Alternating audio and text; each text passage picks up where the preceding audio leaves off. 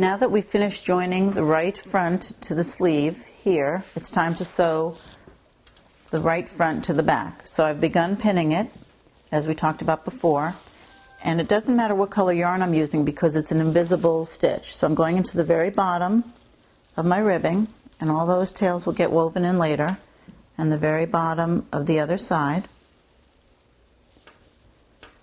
And the white makes a good contrast to see what we're doing. And then I'm going in where I came out and up.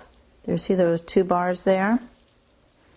And I'm going to go in where I came out and again collect 2 bars. And with this needle being nice and dull, you can put your finger back there without hurting yourself. And when I pull it together, you can't see that white thread. Now then, I kind of loosen it a little bit so I can see where I came out.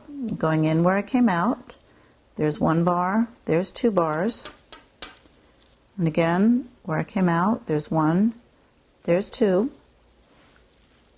And now I want to keep my ribbing side so that it doesn't look lopsided. I'm going to take out my marker, go in where I came out, and then I'm going to pull this tight. And you can see the white comes out. You can't see it. And then you would keep sewing. And I loosen that a little bit to see where I was. And now I'm going to work the stripes into my seam. And just take 2 bumps at a time. And you'll see there it comes even.